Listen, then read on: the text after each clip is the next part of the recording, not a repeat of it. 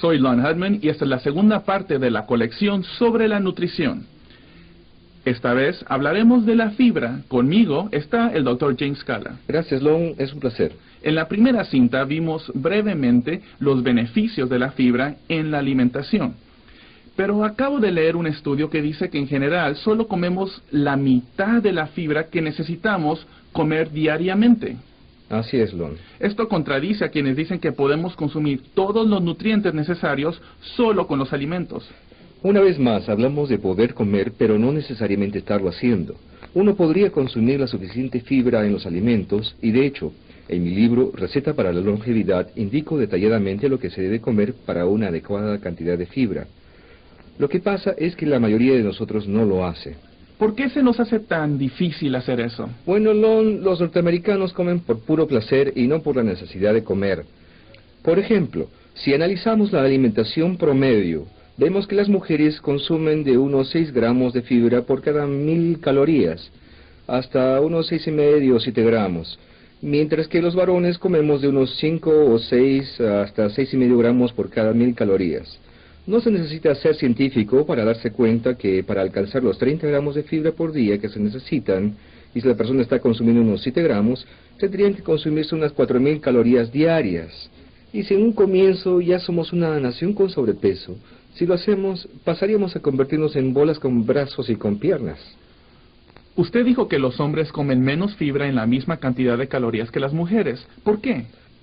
Bueno, es difícil decirlo con exactitud, Lon. Aparentemente, esto nos dice que las mujeres comen mejor que los varones, que no están comiendo tantas calorías sin nutrientes. Se me hace que, en general, los varones están comiendo una mayor cantidad de carne que las mujeres. A comparación con las mujeres, los varones consumen más carne, la cual no tiene fibra. Pienso que es demasiada carne, pero eso ya es otro tema. Y dígame, ¿cuáles son los efectos de consumir alimentos con poca fibra?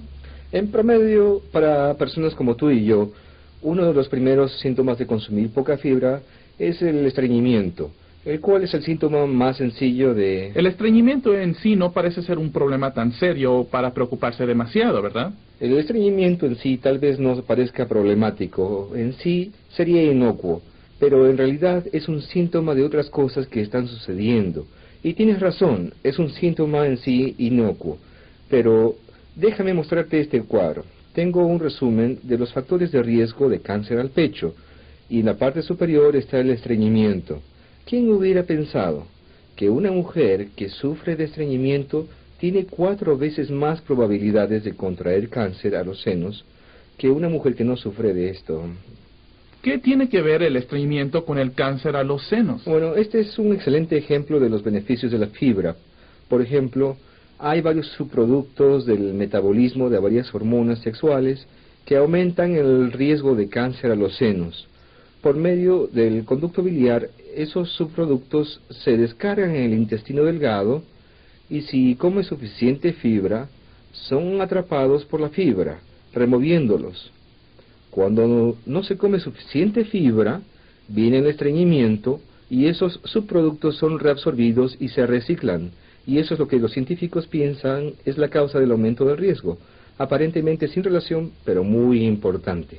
¿Qué debemos hacer para consumir más fibra? Principalmente, lo más sencillo que podemos hacer es empezar el día con un desayuno con un cereal con bastante fibra. Si no empiezas con un cereal con bastante fibra, es difícil no estreñirse. Las 5 o 6 porciones de frutas y verduras quedan muy lejos de cubrir la cantidad de fibra que se necesitan, de manera que uno tiene que pensar en comer las 9 porciones como mínimo, de manera que uno necesita empezar el día con un cereal alto en fibra y durante el día complementar con otro cereal como el maíz, por ejemplo. Doctor, ¿cuáles son algunos de los beneficios a la salud que vienen de consumir una cantidad apropiada de fibra? Para empezar, Lon, se elimina el exceso de los ácidos biliares indeseados. Al eliminar estos ácidos, se elimina una serie de otros problemas intestinales. Y como sabes, una de las cosas más visibles es que se logra un mejor aspecto del cutis. Habrás oído el dicho que dice, una manzana es mejor para alejar al doctor. ¿Y eso se refiere a la fibra? Fundamentalmente sí, Lon. La manzana es un excelente alimento, una excelente fuente de potasio. pero ciertamente hay mejores fuentes de vitaminas y minerales. La fibra de la manzana, especialmente la pectina, es muy importante para lograr un mejor cutis por medio de la remoción de todas estas sustancias de desecho. Y eso es todo lo que se quiere lograr. Si te ves saludable, no necesitas ir al doctor. Hemos oído mucho sobre la ventaja de consumir fibra y la reducción del colesterol. Ah, sí. Yo siempre veo las enfermedades coronarias en este país como una deficiencia en el consumo de fibra. Y es por esa misma razón. Los ácidos biliares se descargan en el intestino delgado y simplemente se reabsorben cuando no se consume suficiente fibra. Y son recirculados una y otra vez, lo que aumenta el colesterol. Porque los ácidos biliares son un subproducto del metabolismo del colesterol y uno quiere eliminarlos. El siguiente cuadro es un perfecto resumen de los dos puntos que hemos enunciado. A la izquierda podemos ver cómo la mezcla de fibras low-clo ayuda a reducir tremendamente el colesterol de baja densidad o LDL, que es el que ocasiona las enfermedades coronarias en hasta 20% más que usando otros tipos de fibra. Y a la derecha puedes ver que low-clo elimina drásticamente los ácidos biliares a comparación del efecto de otras fibras.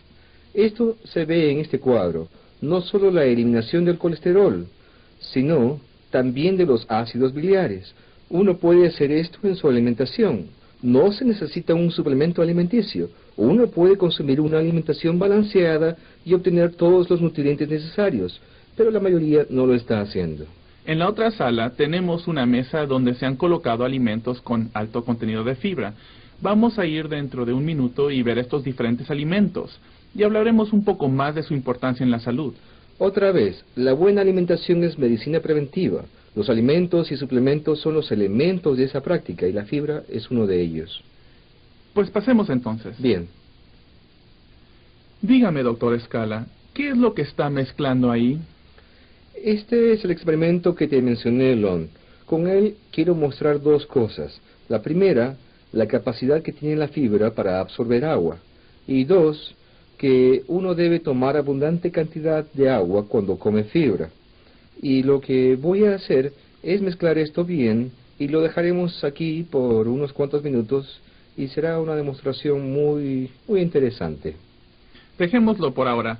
Mientras tanto, tenemos varios alimentos que contienen fibra. Díganos, ¿cuánta fibra se necesita al día?